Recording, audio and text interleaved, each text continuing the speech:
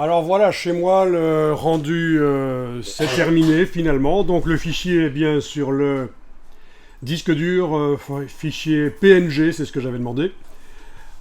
Donc c'est pas un fichier très riche, il n'y a pas beaucoup d'outils qui sont dans le fichier pour pouvoir sélectionner les différents objets, mettre du flou sur l'arrière-plan, etc. Donc le fichier PSD, ça aurait été mieux, mais ça aurait pris encore plus de temps. Quoi qu'il en soit, voilà, le fichier est calculé. Il faudrait que je le voie dans Photoshop vraiment pour arriver à apprécier. Vous avez ici au-dessus, hein, dans la partie donc rendu, vous avez ici au-dessus l'option adapter à l'écran qui va le mettre un peu plus grand éventuellement. Quoi qu'il en soit, là je vais vous demander, déjà on va désactiver cette option de rendu rapide. Et dans un navigateur web, vous allez chercher une image. C'est un panorama sphérique qui est donc fait avec un appareil photo en prenant plusieurs photos et en les rattachant ensemble avec un logiciel spécial pour panorama, ou alors avec directement un appareil photo qui fait de la photo sphérique.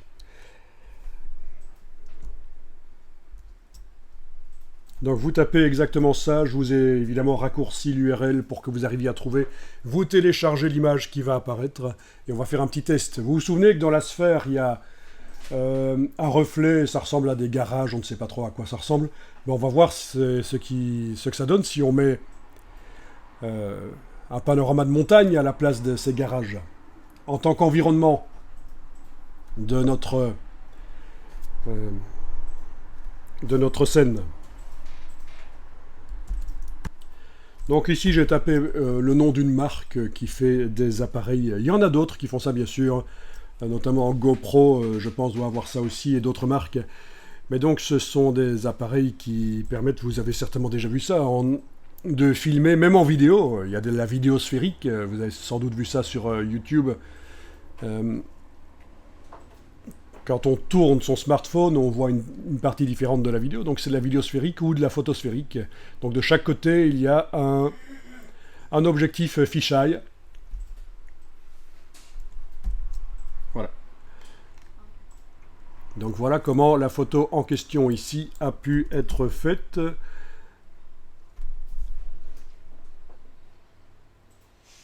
Donc si vous n'aviez pas compris, le côté gauche se raccorde avec le côté droit, en fait. Hein. C'est une scène à 360 degrés. Et en bas de la photo, on voit le sol. Et en haut de la photo, c'est le ciel si on regardait tout en haut. Donc c'est vraiment sphérique. Alors normalement, quand on fait de la 3D, l'image qui est reflétée dans la scène doit être de haute qualité, ça doit être du HDRI, High Definition Rendering Imagery, en 4K, en 32 bits par pixel, c'est l'idéal. Donc l'image que nous on va utiliser là, de la montagne, elle ne répond pas à ces caractéristiques. Mais voilà, vous allez voir que chez Adobe Stock notamment, on a des images sphériques, mais je ne suis pas passé par Adobe Stock ici parce que je ne suis pas certain que vous avez accès à tout Adobe Stock. Quoi qu'il en soit, vous voyez qu'on parle chaque fois du HDRI. Si je tape dans Google ici HDRI, voilà, on me propose des centaines d'environnements HDRI gratuits. Voilà, ce serait peut-être à aller creuser ça.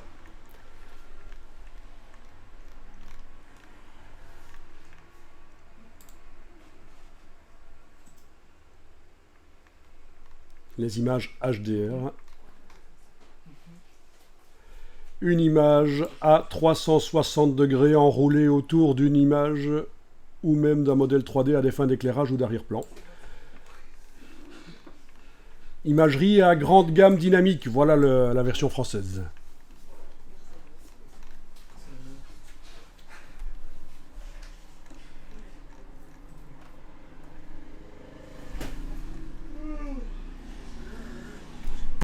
Alors je corrige, hein, c'est pas High Definition comme j'avais dit, c'est High Dynamic Rendering Imagery.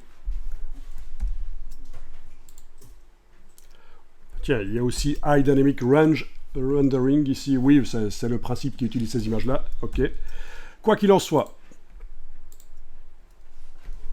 vous êtes dans votre scène et on va aller remplacer la réflexion qu'on voit là dans la sphère. J'espère que vous avez un objet brillant et la sphère c'est l'idéal.